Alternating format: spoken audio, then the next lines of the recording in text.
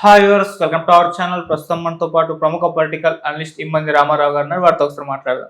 Sir నమస్కారం. Sir నమస్తే బాబు. Sir, Congress చూపు ఎటువైపు, జగన్ గారి వైపా లేదంటే షర్మిల గారి వైపా? ఎందుకు ఈ డౌట్ వచ్చిందంటే, మొన్న జగన్మోహన్ రెడ్డి గారు ఢిల్లీలో వెళ్ళి ధర్నా చేసినప్పుడు ఇండియా కూటమి నుంచి వచ్చి వాళ్ళు మద్దతు తెలిపారు కదా. అప్పటి నుంచి కూడా జగన్మోహన్ రెడ్డి గారు ఇండియా కూటమిలో చేరబోతున్నారు అని చెప్పేసి అయితే వార్తలు అయితే రావడం చూసాము.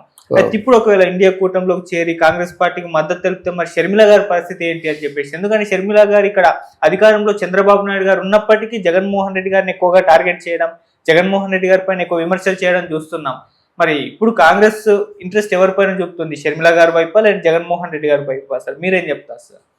ఇక్కడ ఒక చేప కింద నీరులాగా కొన్ని ప్రయత్నాలు జరుగుతున్నాయి.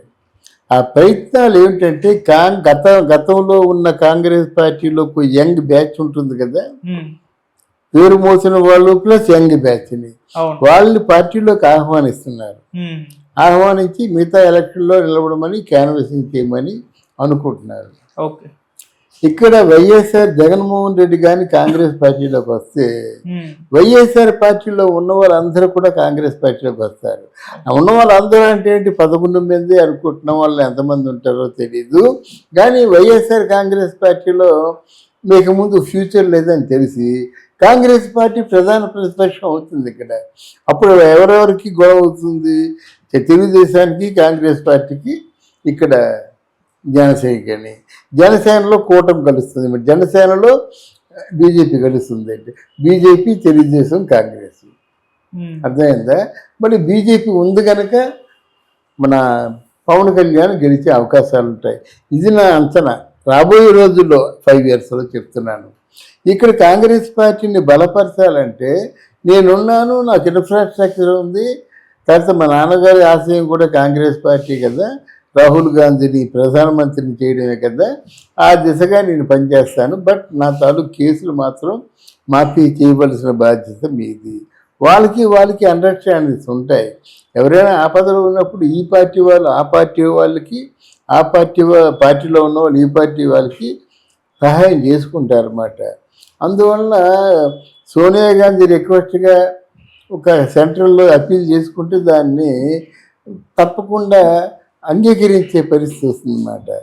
ఇక్కడ జగన్మోహన్ రెడ్డి తాలూకు కేసులు కానీ అంగీకరించినట్టయితే పార్టీని నిలబెడతా, నేను రాహుల్ గాంధీని ప్రధానమంత్రిని చేస్తా అని మొత్తానికి మంత్రాలు జరుగుతున్నాయి. ఈ షర్మిల ఏం చేసిందంటే, షర్మిల రాజకీయాల్లో చేసిన తప్పు ఏంటంటే, when you are coming for the public based ఇష్యూసే మాట్లాడాలి. మీ వదిన ఏమిటి, మీ అమ్మ ఏంటి, మీ నాన్న ఏమిటి, ఏమీ అవసరం లేదు. ఒకసారి రాజశేఖర్ బిడ్డ అన్నావు అంతే సార్. మీ అన్నయ్య నిన్ను కొట్టాడా, నువ్వు మీ అన్నయ్యని కొట్టావా, లేదా ఏదైనా ఆస్తిపాస్తులు గొడవ ఉంటే బయటికి ఎందుకండి? రాజకీయాలు అలా చెప్పుకోకూడదు, సొంత విషయాలు. ఇప్పుడు సొంత విషయాలు నీకు ప్రజల బేస్డ్. ఇక తర్వాత ఏమో కాంగ్రెస్ పార్టీ నిన్ను రాష్ట్రం అంతా చూసుకోమంటే నువ్వు పులివెందులకే పరిమితం అయిపోయేంటి? అందరూ చూస్తున్నారు. చూస్తున్నట్టు కేవలం పులివెందుల్లో జగన్మోహన్ రెడ్డి ఓడించడం ఒకటే ప్రధానం అనుకుంటున్నావు. నువ్వు నాయకుల లక్షణాలు నీకు లేవు. అర్థమైందా? పులివెందుల కోసం నిన్ను ఎంపీగా ఎన్నుకోవడం కాదు, పార్టీ అధ్యక్షురాలివి, బ్రహ్మాండంగా టిక్కెట్లు పంచవచ్చు, మంచి యువత ఉన్నారు, వాళ్ళని ఎంపిక చేయొచ్చు. తన వాక్చాతుర్యంతో వాళ్ళు కూడా లక్కీగా బాగా ఎంకరేజింగ్గా ఉండేలా చేయవచ్చు. అలా కాకుండా అక్కడ కడపలో ఉండిపోయాను. మరి ఇవన్నీ పొరపాట్లు జరుగుతున్నా కనుక ఆవిడ్ని తొలగిస్తారు. ఈ జగన్మోహన్ రెడ్డి తన కండిషన్స్తో తనకు మా పార్టీలో పార్టీలో కలిసేసరికి ఆయనకు కొన్ని ప్రయోజనాలు ఉంటాయి. అంటే వైఎస్ఆర్ సిపి అంటే పార్టీలో ఉన్నవాళ్ళు గతంలో చేసిన పొరపాట్లు కానీ ఏవైనా ఉన్నట్టయితే అవి అనుకోకుండా ఆటోమేటిక్గా కొంత మాఫీ అయ్యే ప్రయత్నం ఉంటుంది. వైసీపీలో ఉన్నప్పుడు జరిగింది. వైసీపీలో ఉన్నప్పుడేమో తెలుగుదేశం వాళ్ళే వైసీపీ వాళ్ళ చేత చేయించారు, ఏదో బొంకడానికి అవకాశం ఉంటుంది.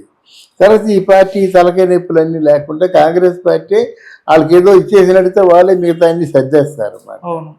అందువల్ల ఇన్ని కారణాల చేత వాళ్ళు ఆ అభయం ఇచ్చినట్టయితే జగన్మోహన్ రెడ్డి తప్పకుండా కాంగ్రెస్ పార్టీలో కలుస్తాడు.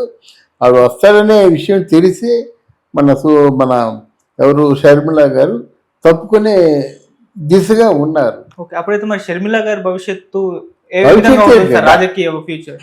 ఆవిడ భవిష్యత్తు గురించి ఆలోచిస్తే తెలంగాణలో ఎందుకు చేరుతుందండి? నువ్వు పుట్టి పెరిగిందంతా ఆంధ్ర. నీకెవడు చెప్పాడు తెలంగాణ రమ్మని?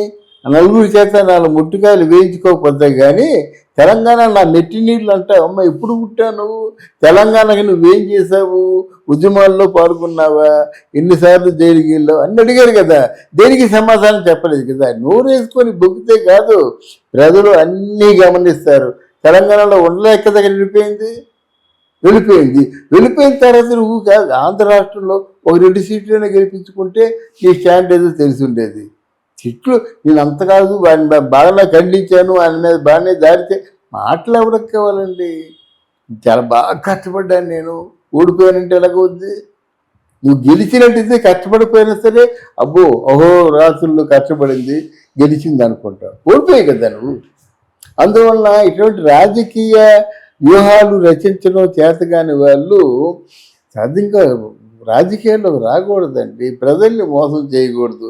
ప్రజల తాలూకు డబ్బు, ప్రజల తాలూకు సమయం 2 వృధా అయిపోతాయి కదా.